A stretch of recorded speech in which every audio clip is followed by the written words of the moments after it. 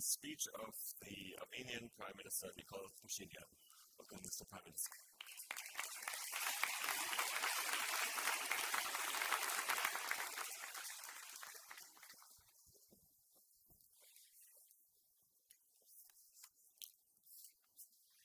Thank you very much. Dear participants of the Copenhagen Democracy Summit, ladies and gentlemen, it is my honor and privilege to have this opportunity to share with you the challenges that Armenian democracy is facing. The good news is that democracy has indeed become a reality in Armenia. But what has changed for citizens of Armenia by real democracy? Before the 2018 Velvet Revolution, in our country, massive electoral frauds were the usual companions of elections. There was no trust among the citizens that there is a real chance for them to elect and form the parliament and government. Now the situation is totally different. Citizens know that they are powerful enough to decide. The two general elections that were held in Armenia after the Velvet Revolution have been acknowledged as democratic, free and competitive both by the Armenian society and the international community. Armenia made huge progress in strengthening the democratic institutions, an achievement which is very well reflected in various reputable democracy indexes. Now we are the 43rd in the Reporters Without Borders Freedom of Speech Index, compared to 79th place in 2017. Categorized as having partially free internet in 2017 by Freedom House, now we enjoy the status of country with free internet.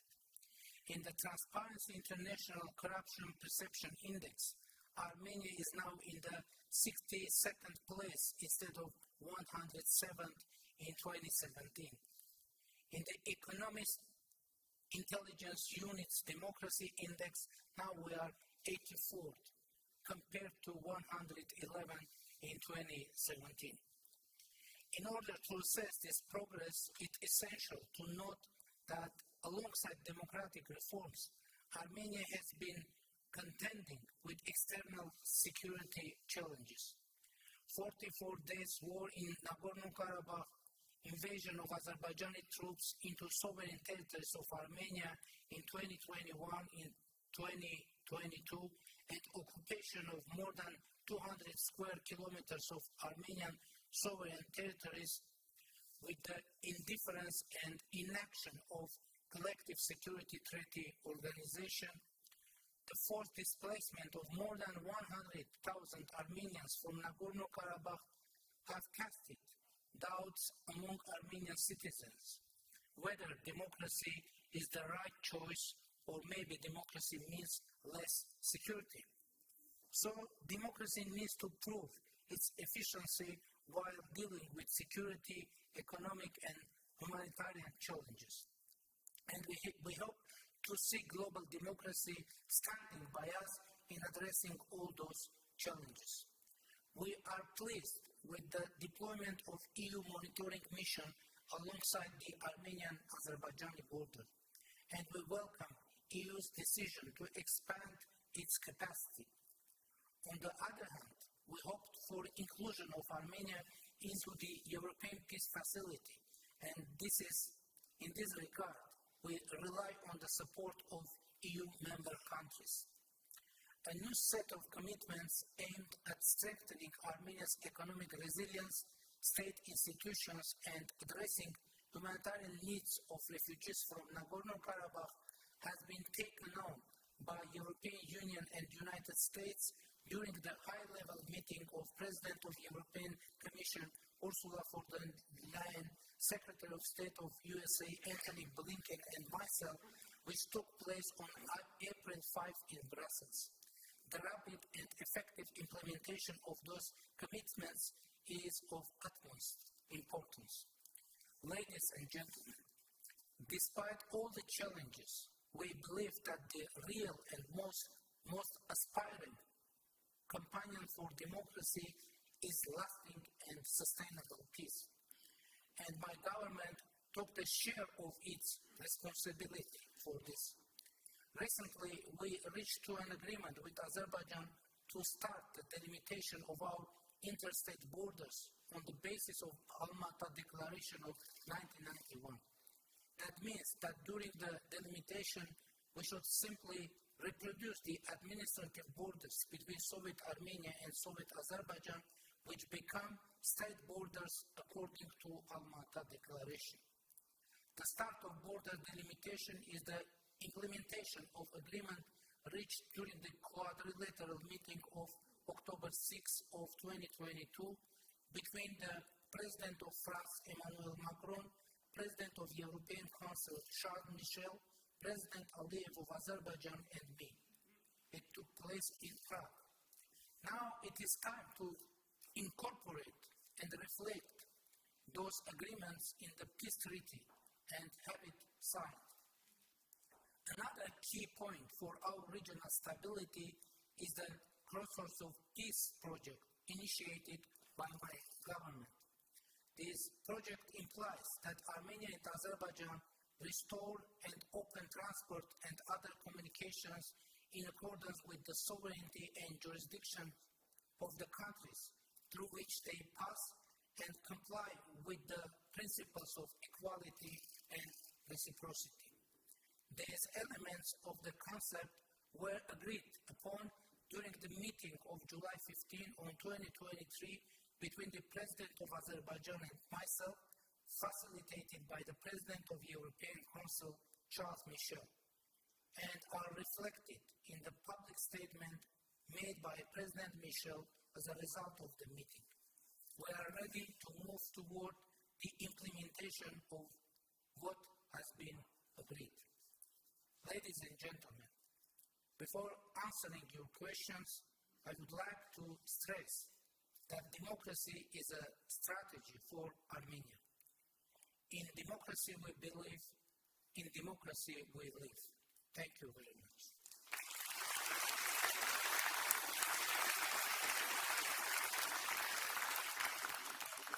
And I will welcome you on stage for further debate. Thank you very much.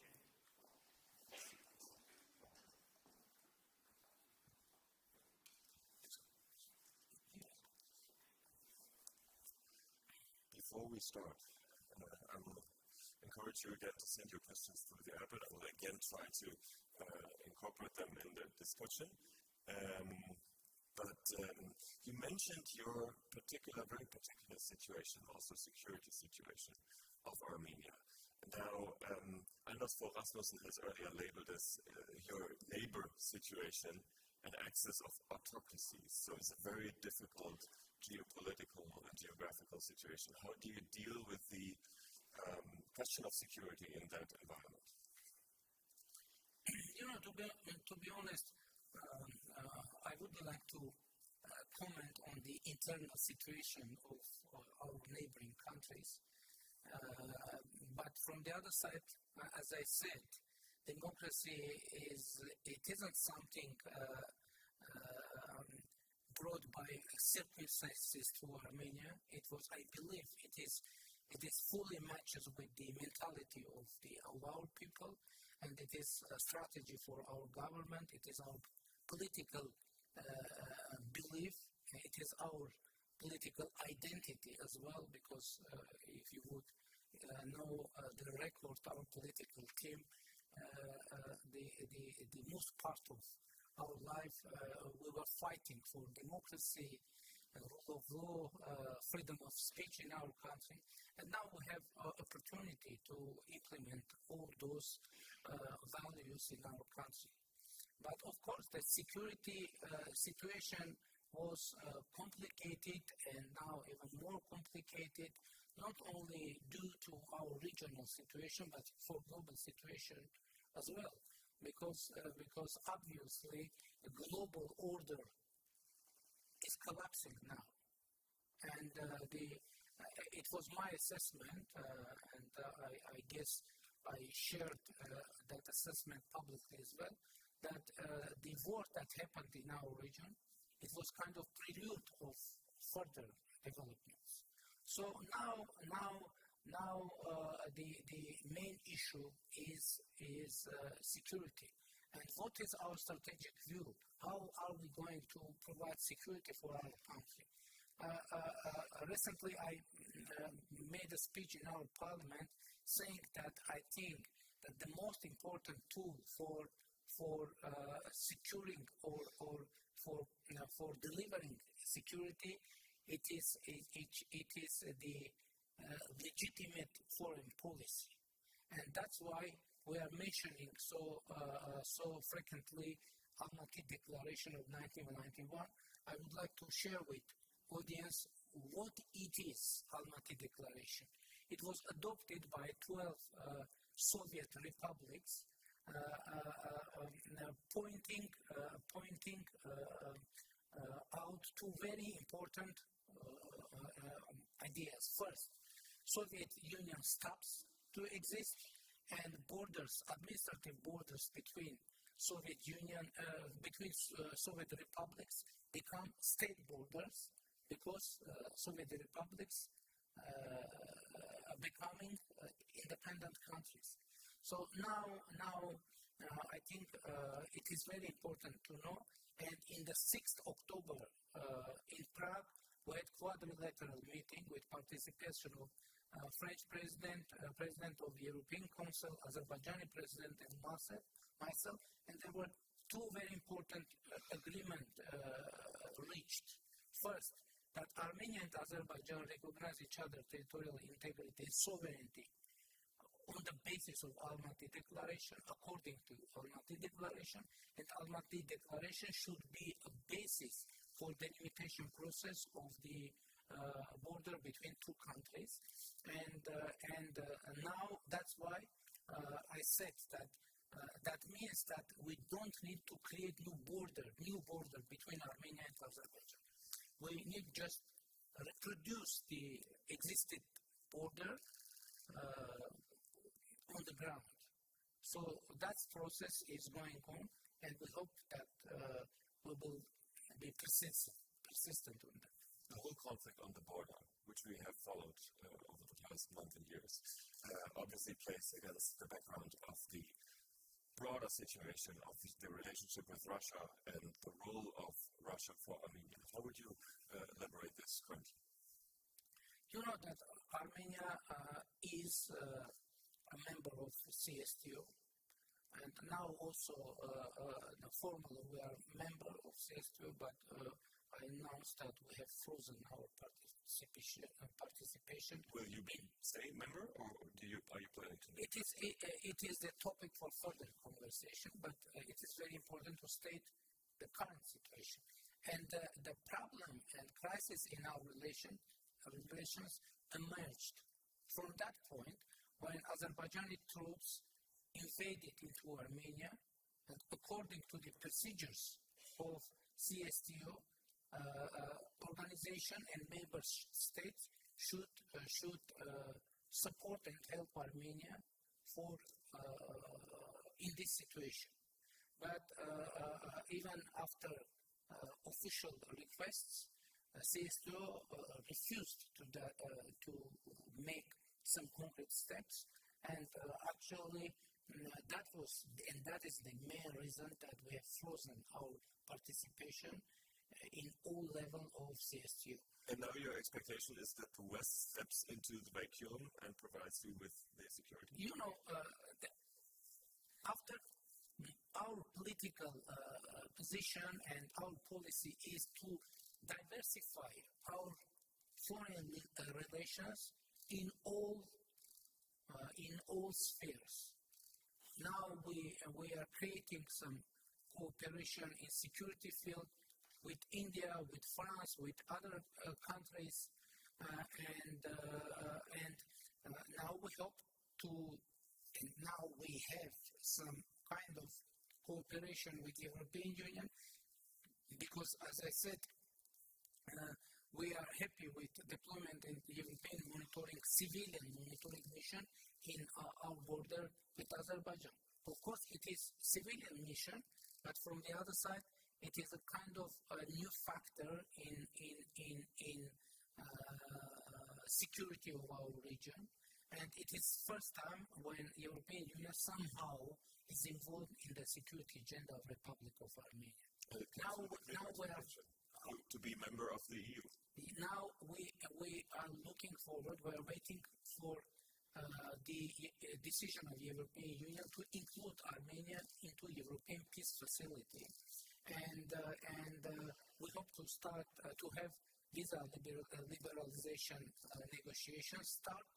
And last year I announced in the European Parliament that Armenia is ready to be as close to European Union as the European Union would consider possible.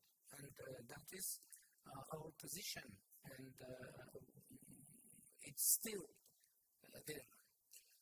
We come to one question from the audience, which also is connected directly to the opportunities that you might have to get closer to Europe, which is, can you elaborate on the initiatives Armenia is taking on to fight corruption? As I said, we have huge progress on fighting corruption, but unfortunately we can't say that we have managed to eliminate corruption from Armenia. But what to do? To continue, to be persistent, to be persistent in the democratic reform agenda. And that's why the cooperation with the European Union is of utmost importance for us, because the European Union now is our main partner in the democratic reform agenda. But we hope that the European Union and the United States as well, they will increase the level of supporting us in the democratic reform agenda, because, as I said, democracy is a strategy for us, and we need, and we have, by the way, started strategic dialogue with United States in 2019, and now we see the enhancement of our cooperation with the European Union. And recently I mentioned we had a trilateral meeting with United States, European Union, and Armenia. And by the way, it was unprecedented format, and we adopted a huge agenda for institutional reforms, for economic reforms, and it is very important that we hope to have more and more support and tangible support from the European Union and United States for addressing humanitarian needs of the refugees from Nagorno-Karabakh, which is also very important because it is a very sensitive and emotional issue for Armenians, obviously, and a humanitarian issue. My last question of this panel will be the last question of my former panel also. If you could name a year when Armenia would be, in your ideas, a member of the EU, what year would that be? What year, if you could make a wish, Armenia could be member of the EU? What year? Yes. This.